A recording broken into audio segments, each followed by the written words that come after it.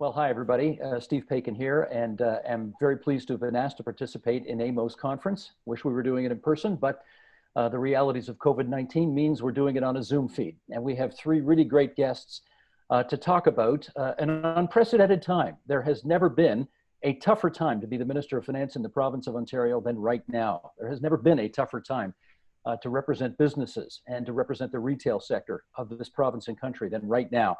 So let's get into this with our three guests today. Rod Phillips is Ontario's Minister of Finance. He's the MPP for the riding of Ajax. Rocco Rossi is President and CEO of the Ontario Chamber of Commerce. Diane Brisebois is President and CEO of the Retail Council of Canada. And I say hello to all of you. And I'd just like to start by asking what the last 5 months have been like for all of you. Minister, why don't you start us off? Steve, first of all, I just want to say hello to all the AMO delegates. We'll look forward to seeing you all again in person soon. But I'll tell you, the last 5 months have been very busy. I think this is a busy job, Minister of Finance. People would understand that, but it has been unprecedented, as you said, in terms of the volatility. When I think on March the 14th, we were 10 days away from presenting a budget that was, looking at the province through the lens of the previous year, which had seen the greatest job creation in the province's history. And within 10 days, had to pivot to respond to the World Health Organization declaration of an emergency, the provincial and federal declarations of an emergency, and then everything that's cascaded since then.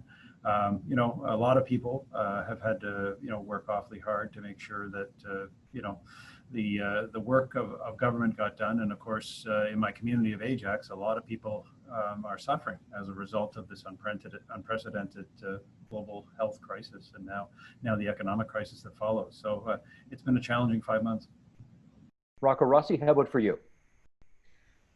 Well, my dad, who, as you know, Steve, is a very wise man, said it's really easy to be a leader in good times. It's in tough times that you earn your title and you earn your pay. And we have all been trying to earn our pay in this time. And one of the things I would say is really, look, the pain is enormous. I don't want to understate that. We've lost thousands of businesses. We will lose more before the end of this, despite unprecedented efforts on the part of all levels of government. But one of the things I do want to underscore is governments are not designed to move quickly. And for good reason. Usually policies take years to develop, and we're developing them day by day. And so the level of cooperation among levels of government across party lines has been absolutely remarkable to watch and to participate in, giving a business perspective into that process. And it's not a given, and all we have to do is look south of the border to see that it is not necessarily the case that when there's a crisis, everyone rallies together and gets it done. So we have been blessed on that part, and I'm very grateful. Diane Brisebois, what's life been like for you since March? I have nightmares at night, and all I can hear is you're muted. You're muted. So I think we're all living with that reality. Thank you, Steve. And it's a delight to join the panelists at the AMO conference. Look, it's been extremely challenging, and as Rocco said, it's been traumatic. So as an association, we've been sharing that trauma with our retail members in the past 5 months. And I'll expand on what Rocco was saying about collaboration. What has been amazing through these very, very challenging times is seeing all our retail businesses coming together, big and small. And as you know, some were essential retailers, so they were open 24/7, or so to speak. Others were closed. And what was quite amazing is how much they shared with each other to help others who were slowly going to be reopening and recovering. But saying that, it has been extremely challenging, and we suspect it will continue to be, because retail is society facing, and consumers have changed the way they spend and are changing their lifestyles because of the pandemic. But I will close by saying that we were absolutely impressed with the amount of collaboration between the provincial government, the federal government, and the municipalities. And that was absolutely crucial in regards to providing assistance to our community. But it has been a rocky road. And while the waves are subsiding a bit, it's still going to be challenging. Minister Phillips, you're the last person I would have to remind of the ironies of public life. And well, let me just set this question up this way. You no doubt took over the finance minister's job with the hopes of bringing the books of the province of Ontario back into balance. You saw that as your mission. You are now ironically going to have to sign off on a budget deficit that is going to be the biggest one in Ontario history. You pointed out last week, we're looking at a $38.5 billion annual deficit right now. I just want to know how that sits with you, actually. You know, it's a question I get asked, and you're right. We were on a path to balance. We were elected to right the ship financially, and of course, we've made some good progress in that regard. But I did get asked the question last week at the press conference. They said, you know, how do you explain that, you know, that original mission, that mandate, and now the largest deficit in the province's history? And I said really just two words: global pandemic. I mean, this is an unprecedented health crisis, certainly in all of our lifetimes, and it's leading and in the process of causing a significant economic crisis. And so, you know, the response in some ways was pretty straightforward. Listen to what the health professionals have to say, listen to people like my colleagues here today and others from the business community about what businesses need, small businesses, larger businesses, listen broadly to labor groups and others, and then make the best decisions you can. So, you know, the size of the deficit reflects the significance of the problem. I think we've taken the right steps, which not to say we're perfect. If there's one thing that COVID-19 has taught us all, it's to be humble. So that doesn't mean we won't have to make course corrections, but, you know, we've made sure that we put in place the resources on the health side, on the community, and on the job side, so we can support businesses and communities, and we've prepared. We don't know, sitting here, you know, today, what a second wave might look like, and how we need to be prepared for it. So again, we've set aside the resources to make sure we can respond to it, and I think that's what people in Ontario and you know, I agree with my my co-panelists. I think the federal government, local governments have done a great job of working together with us, and hopefully us with them. And I think if we continue to do that, you know, we will get through this. But no doubt the financial pain will be there. It'll be something that we're going to be having to address in the years to come. But right now, the problem in front of us is COVID-19. And we'll follow up on some of the specifics around that as we continue our conversation. Rocco, I was thinking about your life. Probably as a kid in your 20s, you no doubt remember the recession of the early 1980s, which was devastating. And then came the recession of the early 1990s, which wiped out much of Ontario's manufacturing. Then came the Great Recession, the financial meltdown of 2007, 2008. And now here we are again with the global pandemic. And again, the world's economy sits, you know, on the edge of a precipice. How, in your view, having seen all of these recessions, how's this one different? Well, this is enormous because we put the economy into a medically induced coma. And unlike the so-called Great Recession of 2008, which was in large part a financial recession, a Bay Street recession, this one has been very much a Main Street recession. Small businesses have lost jobs and lost revenues at twice the rate that they did in the so-called Great Recession. This is the greater recession, and it's not over yet. It's not simply an issue of potential second wave. Even as we move to phase 2, phase 3, and so on, it's not an on-off switch, it's a dimmer switch. And that means companies are not coming back to full revenues. Consumers and employees don't have 100% confidence. Things are tentative, and you may open, but if you're at a significantly reduced capacity to ensure that we're doing the right things by the public health requirements, and people are still anxious and not coming, you are a long way from being whole. Well, Diane, that takes us nicely to you, because one of the most existential questions people are asking during the course of this pandemic is, what's my main street going to look like? Are there going to be any restaurants there? Are there going to be any retailers there? You know, people are really considering some very dramatic scenarios.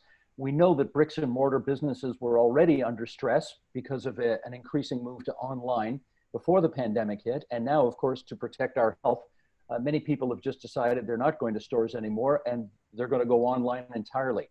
As you consider the future of your industry, what comes to mind? Well, obviously, quite worried about it. And Steve, you're absolutely right. It's not just the issue of the pandemic, which has been extremely difficult, will continue to be on our businesses, small, mid, and large retailers, but mainly Main Street retailers. But it was also the shift to digital and online. We're looking within 3 months, we had digital growth that we had projected for over 2 years. So it was, it's a bit like Canada Post said at trying to deal with all the deliveries. They were literally dealing with Christmas or holiday season volume on a weekly basis throughout the pandemic. So it is somewhat of a double whammy for a lot of our small businesses and our small retailers, because not only during a pandemic where they're getting absolutely no cash in because their business is closed, they need to start thinking about investing and pivoting so that they can grow their online business. Then the other challenge that they face going forward is finding the cash to refresh your inventory, because we sometimes forget that our small retailers, restaurants as well, but mostly retailers, are working with seasonal inventory. So as the pandemic stretches into summer, fall, they're sitting on inventory that is absolutely worthless. So the recovery is going to be extremely difficult because of that, because of the fact that consumers are shopping differently. So you can imagine if you're a small apparel retailer, maybe except for the minister, we're probably all sitting at our desk with a nice shirt, but with shorts or sweatpants. So you can imagine if you're selling suits and work clothes. So these sectors are not just affected because of the pandemic, but they will be affected because consumers have changed and will continue to change their lifestyles. So, I mean, the short of it is that we are concerned for small business. We are projecting a decrease of about 30% of those small businesses by the end of the second quarter next year. So it is going to be a tough ride. Steve, if I may interject on the digital point, and first of all, I do have suit pants as well, so it's not all short pants. Thank you, Rocco. We appreciate that. But one of the things that compounds the issue that Diane raised, and that has really been underscored by the pandemic, is the digital divide in this province. Is the fact that those with access to broadband infrastructure have had the tools to be able to pivot, to take advantage of those digital practices.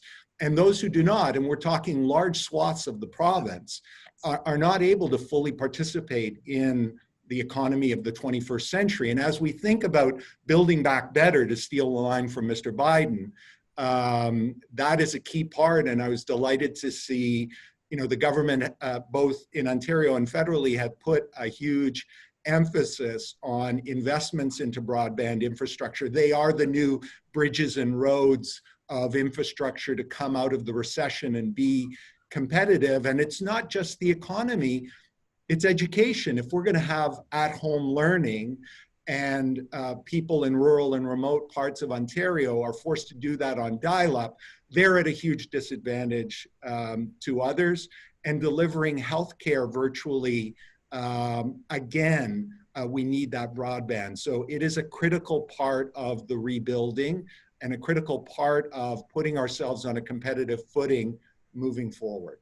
Well, as we talk rebuilding, let me go back to the minister here, and I want to spend a few moments with him just going through some of the details that he announced last week in the first quarter update. And maybe before we do that, I should offer you the opportunity, if you want, Minister, to either confirm or deny that you're wearing pants right now, since that seems to be a running theme here. I think I'm just going to keep the mystery. Okay. Thank you, Minister. Fair enough. That's entirely your prerogative. You've essentially, the province of Ontario here, we'll leave the feds aside for the moment, but for the province of Ontario, you guys have spent multiple billions of dollars essentially in three buckets here. You know, you've got the healthcare bucket where you've obviously tried to create capacity in hospitals and acquisition of PPE, personal protective equipment, and so on. There's a second bucket meant to sort of support jobs and people during the course of this. And then a third bucket, help for business, either through tax breaks or tax deferrals or that kind of thing. Can you just, I guess, let us into your thinking as to how and why you determined that was the way to go? Sure. Well, back in March, as I mentioned, when we were focused on budget number one before we had to pivot to the budget, which we called the COVID-19 response, we broke it into those three categories, essentially because underlying this economic crisis is the need to support our healthcare system, our public health system, testing, things that at the end of March, frankly, looking back, we didn't know half of what we know now in terms of the volumes that would be required, but that's why we set aside contingencies. And we knew that given it was a pandemic, that health would have to be a priority. In terms of the specific focus for the communities and direct support, that's the kind of thing that's found its way in terms of, for instance, subsidies for parents. We've provided support for businesses in terms of electricity rates. We provided a doubling of the gains benefit, which is a benefit that goes to 194,000 low-income seniors. So supports that could directly move cash where it needed to be, and that complemented the work of the federal government. We've supported the Canada Emergency Rent Program to the tune of $241 million, but a partnered program with them targeting support for, I think it's now at date, about 35,000 different small businesses.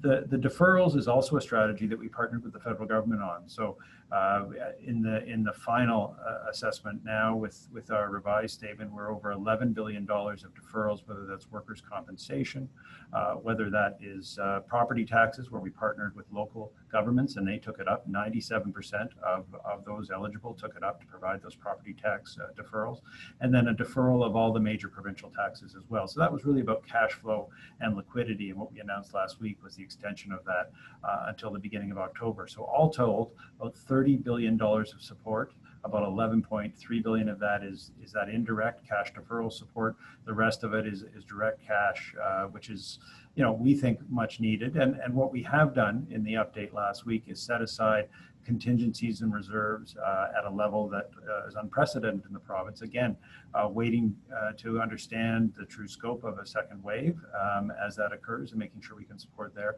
And also looking to some of the issues that Diane and Rocco raised about what's going to be needed in our communities, what's going to be needed on our main streets, what's going to be needed going forward to the end of this fiscal year. Any number of different things I could follow up on there, but let me pick just one, and that is the new move now to allow businesses until October 1st to make payments for those provincially administered taxes. I imagine we'll get into some discussion about this here now, but certainly the feedback I get from people in the business community is, how can you ask us to defer as opposed to forgive taxation when I don't even know if I'm going to have a business in 2 or 3 months? And essentially what you're asking me to do is to go deeper and deeper and take on more debt. And I don't know if there's a pot of gold at the end of the rainbow. Can you tell us why you opted for a holiday as opposed to a forgiveness on this? Well, of course, what you described depends very much on the business, and we do have a number of businesses, and this won't be comprehensive, but I would highlight certainly the tourism sector, the hospitality sector, the travel sector, that have been hit very, very hard, as Diane and Rocco pointed out. We have other areas of our business community that, although they may have had short shutdowns, or in some cases no shutdown, have continued to operate. And we have some businesses that, quite frankly, are doing very well. The discussion about digital was a really relevant one. And just to make the point, I certainly agree of the critical investments that we're making around infrastructure. And we invested there $8 million in what we call Digital Main Street, again, partnering with the federal government to add additional dollars to help bring traditional Main Street businesses online. So Steve, I think the impact has varied from business to business. That's why the deferrals, in what I've heard, have been so appreciated. But we're obviously going to keep our eye on what is necessary. We want to make sure that we're supporting businesses and homeowners, because remember, there's also deferral of residential property taxes. And keep in mind, this is something the federal government has done as well. So by moving to the October 1st date, we're also aligning and coordinating with them. We're trying to work together as best we can with our federal and municipal partners to make sure that all of the support is delivered as effectively and simply as possible. Rocco, it does amount to a $7.5 billion tax deferral, which is not nothing, but will it get the job done for the majority of your members? Look at 2 points. You've really hit upon a key point, and I think that the minister is very wise to have the contingencies built in, because here's the baseline, particularly when it comes to small and medium-sized businesses. The vast majority of small and medium-sized businesses in this country, in this province, entered the pandemic with 20 to 30 days of cash on hand, right? We're month 5. That 20 to 30 days is long gone. And so sometimes people ask me, well, how is it, Rocco? You said it was 20 to 30 days and we're month 5, they're still hanging on. It's all good. No, all of those deferred revenues, property taxes, HST, income taxes, workman's compensation, that money has been spent. So when the bill comes due, one of 3 things is going to happen. A, we're going to kick the can further down, and we've done that to October at least, in the hopes that can have more economic activity and cash flow can come that people can pay back. 2, there is going to have to be a significant amount of forgiveness, which is going to eat into those contingency funds that the minister has wisely set aside. Or 3, we're going to have a massive wave of bankruptcies, the likes of which we've not seen. So this is critical. And that one program that the minister also highlighted, the rent subsidy program, which again is something, Diane's group, our group, lots of business groups called for. We were very excited when it was initially announced, because aside from payroll, single largest cash cost most businesses face is rent. So this is truly crucial. And the fact of the matter is that while it is helping some people, and 100% are grateful for that, the reality is it is a fraction of the qualifying businesses who are able to take advantage of it, because it's been designed poorly. It puts way too much emphasis and responsibility onto landlords, and quite frankly, I think unfairly. And you're ending up with very different outcomes for the businesses that are exactly the same, with different landlords coming out with different results. That's not the intent of the program. That's not about fairness, and that's not getting the job done. So that's one where we would stress and ask the federal and provincial governments to sit down again and see how we can improve that. Funds have been set aside for that, a fraction of which are being used because the system's design is flawed. Minister, I should let you respond to that. Listen, we've, and Rocco and Diane and others have been very helpful, and I'd say other business groups, in terms of suggesting adjustments to the program. It's a federally run program, but we certainly have passed along that information, and we want to see the program work as well. So as I said, for 35,000 small businesses, it's making a difference. We recently extended by a month the amount of eligibility. But I think what, and I think Rocco and Diane acknowledged at the beginning, is all levels of government have been very open, very flexible. Programs have been designed in a very short time frame to meet the needs, and where they're not meeting the needs, either ourselves or in the case of a program like this, the federal government have generally been willing to make adjustments. So we continue to look to find ways to make sure it's meeting the threshold. Right now, it's helping 35,000 Ontario businesses. That's not nothing, but I have to agree with Rocco. It certainly doesn't represent the whole set of businesses that have been affected. Absolutely. Diane, what would you add to the list of concerns Rocco put forward? There are the three piece: people, property, products. So as Rocco said, we have had businesses close for the better part of 3 months. Retailers rely on sales. So we have had retailers, thank God for some products, some programs where our small, mid, and large retailers have been able to keep more employees on the payroll. But we've talked about the cost of products, not being able to sell products. So if there is one message I would have, and I appreciate what Minister Phillips is saying, this is a federal program, SECRA, but I can tell you, Stephen, this is huge. And not only does it need to be tweaked, it is flawed. It is nearly impossible. The one thing we hear every day from our small and mid-sized retailers is that program doesn't work. And it is key to assist, especially if we're looking at some of the taxes that have been deferred versus forgiven. One of the areas where that can help in order to try to minimize the number of bankruptcies is to look at that SECRA program much more seriously. Not only is it not working, but it doesn't make sense. So that's the one thing. And certainly we know that Minister Phillips have been hearing from many of us as business groups and somewhat relied on what the federal government might want to do. But that is key for the municipalities right across the province because they do rely on healthy small and mid-sized businesses in their community. But let's just confirm here, Minister, if the status quo continues and you hear this angst from businesses that what you've got on offer right now is okay, but isn't nearly good enough to do the job, you will revisit this? I'll say, Stephen, we're not shy about this. We're continually in conversations about what we can do to support, obviously within our means, and that is why we've set aside contingencies to be able to be flexible.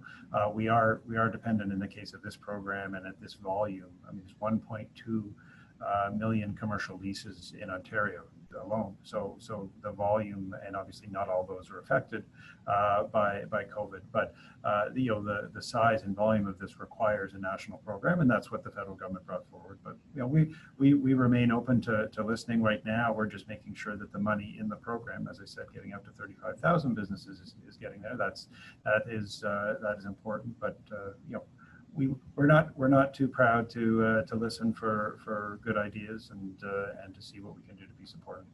Okay, let me follow up with this because they have been great on a whole suite of products and programs. You take a look at how the wage subsidy program started at 10%, had very tight qualifications, moved up to 75%.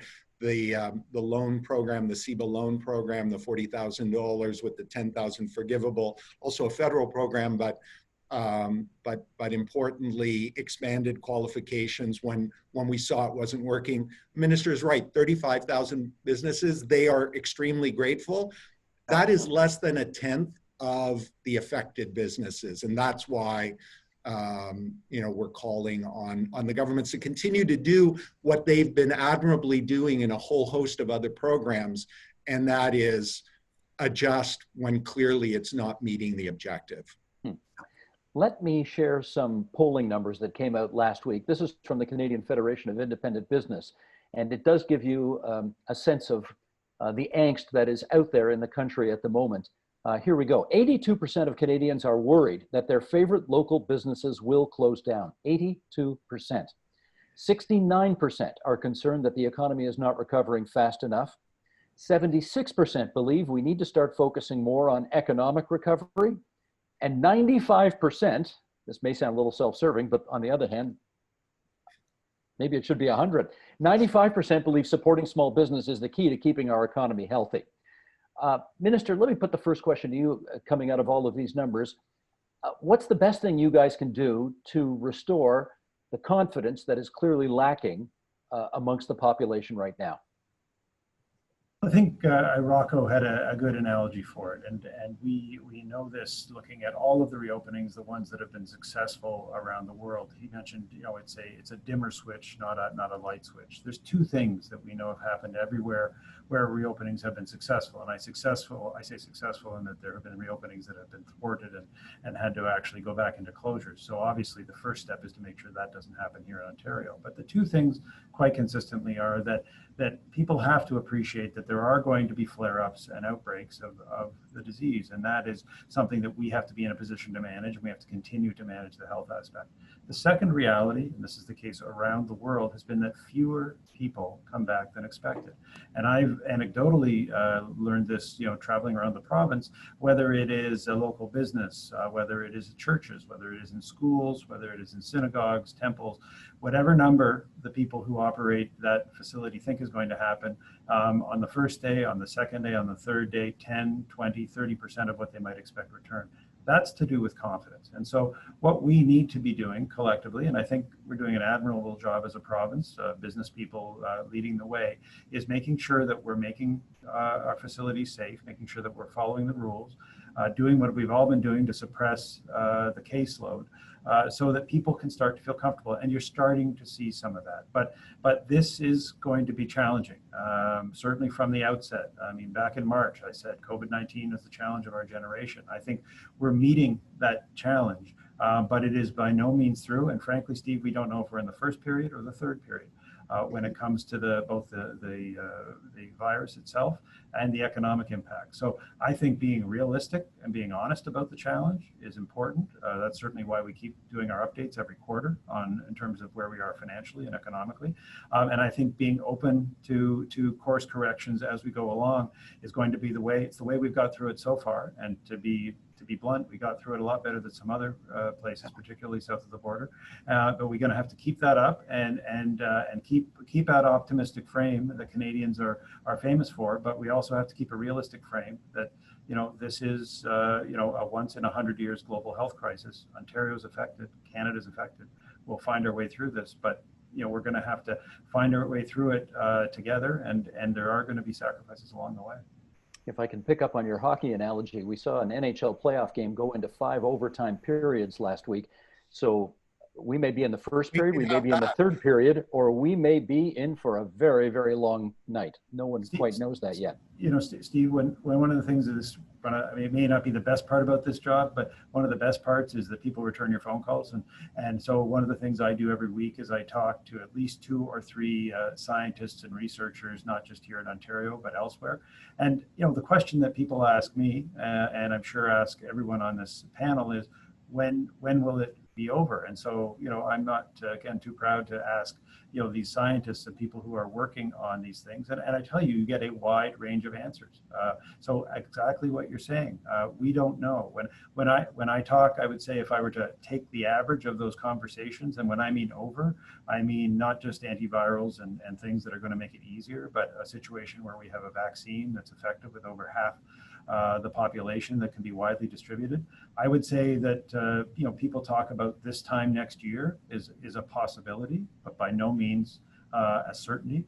So I think being realistic and honest about that, and I'm not a scientist and a health professional, I'm just communicating what I hear from the people who are. These are the kinds of things that we need to understand, share, and then conduct ourselves appropriately, knowing the challenge ahead of us, but knowing that we can get through it. Deanne, yeah, please go. I was just going to ask you, Deanne, apropos of the numbers we just saw, how would you rate the confidence level of the people you represent right now? Well, I was going to say that some of those numbers I think are a bit misleading. There are, I think Rocco sees that also in his membership, because we have a mixed membership of small, medium, and large businesses. And our members in Ontario have been extremely proud of how the province has dealt with the pandemic and how open it's been at working with the community. So, Minister, I just thought I'd share that, because that is key, and it's something that we had not certainly heard prior to the pandemic. But going back to consumer confidence, our small to mid-sized retailers are not telling us that it's at as high as 90%.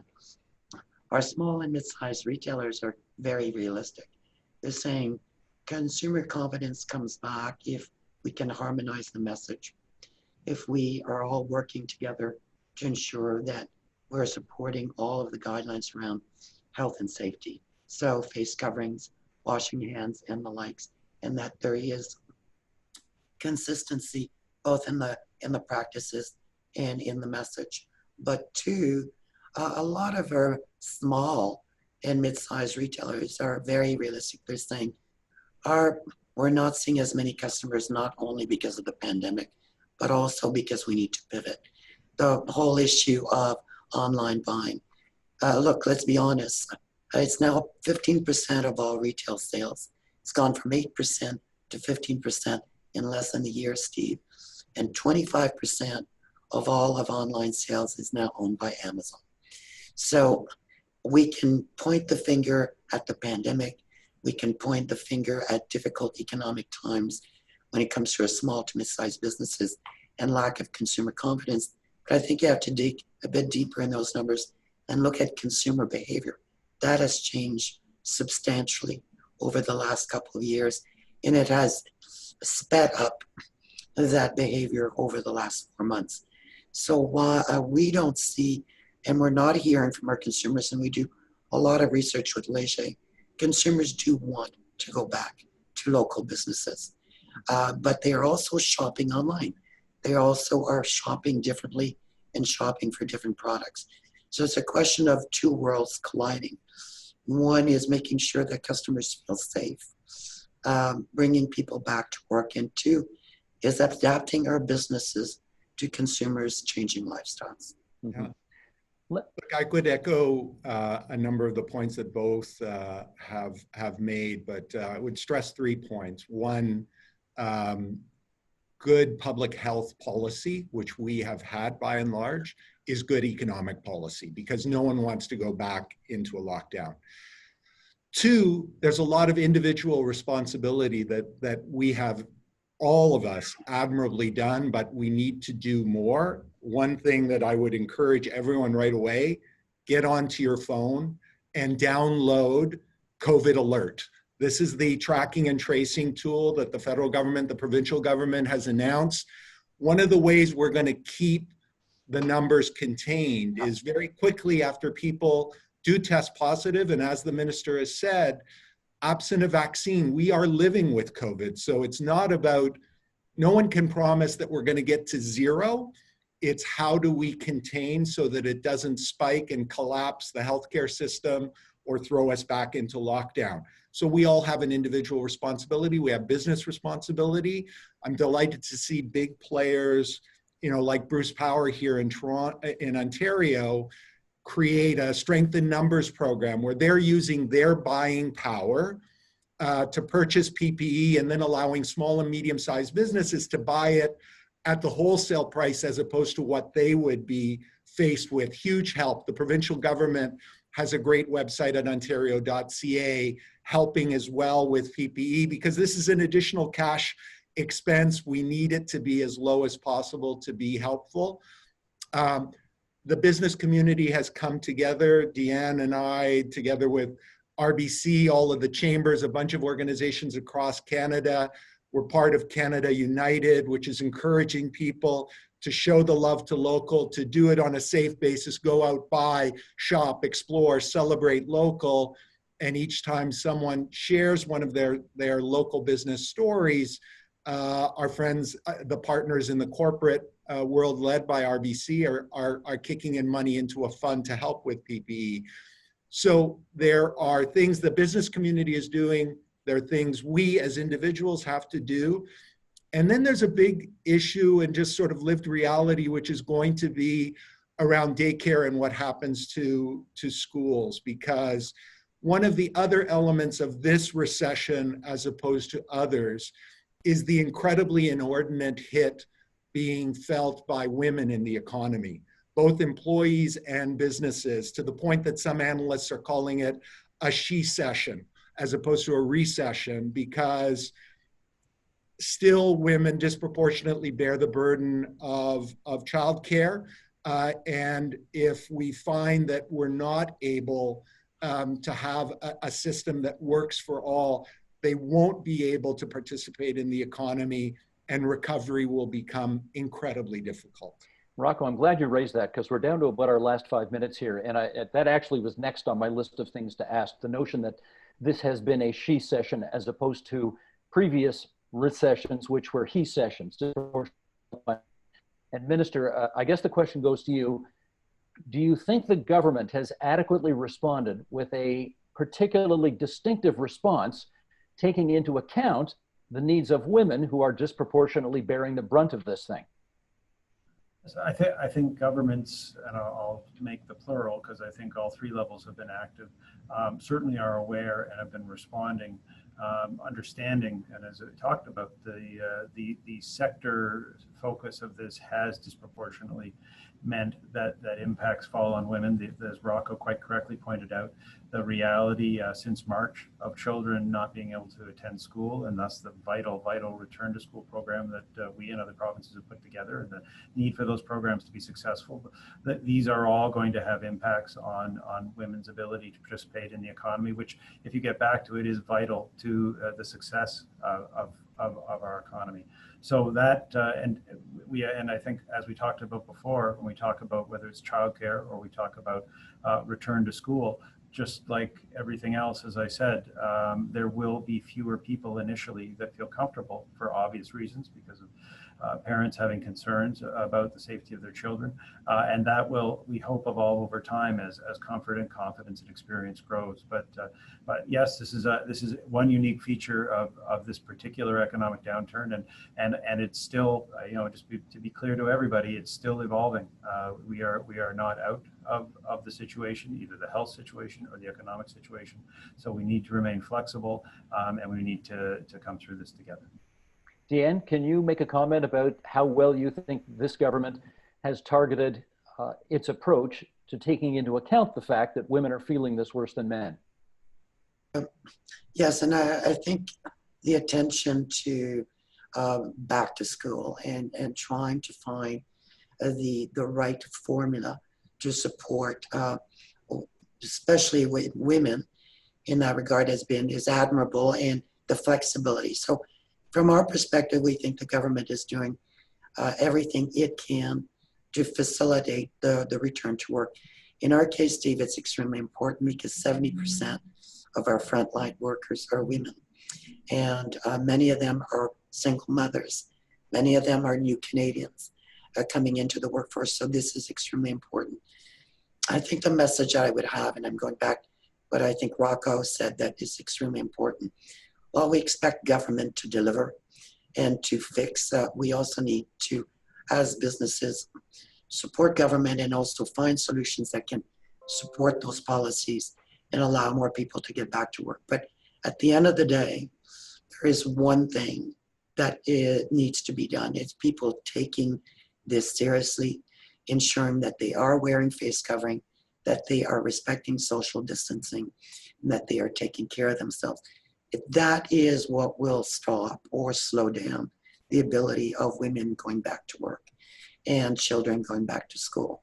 That is key. So all of us have a huge role to play in making sure that that public message is repeated, and repeated.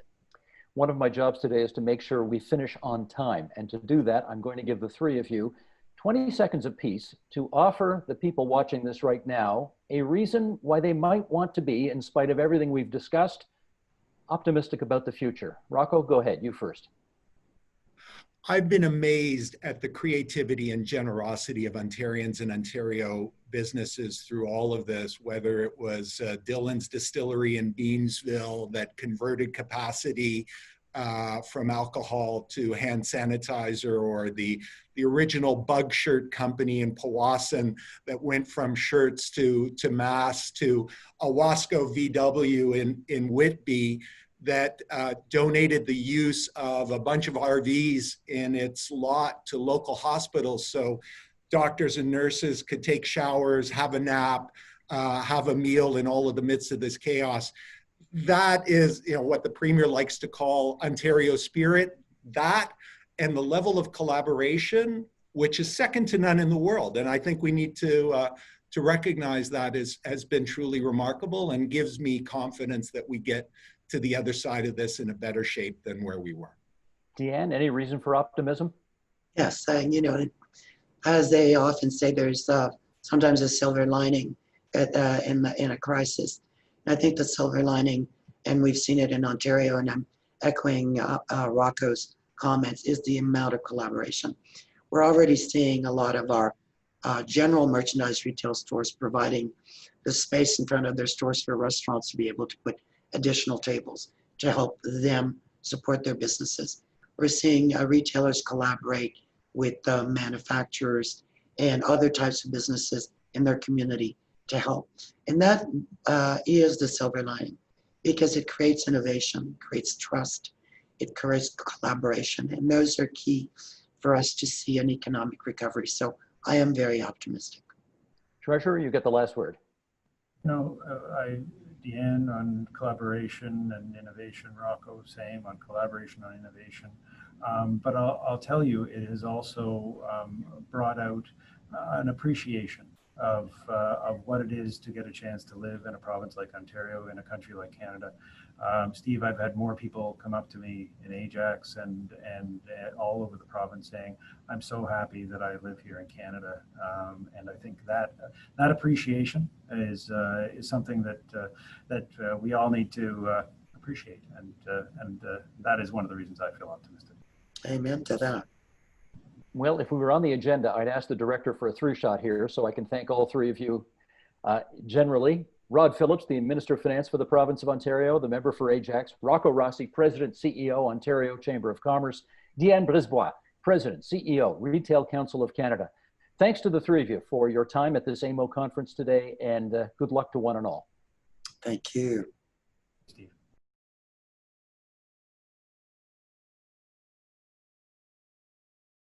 The Agenda with Steve Paikin is brought to you by the Chartered Professional Accountants of Ontario. CPA Ontario is a regulator, an educator, a thought leader, and an advocate. We protect the public. We advance our profession. We guide our CPAs. We are CPA Ontario. And by viewers like you. Thank you.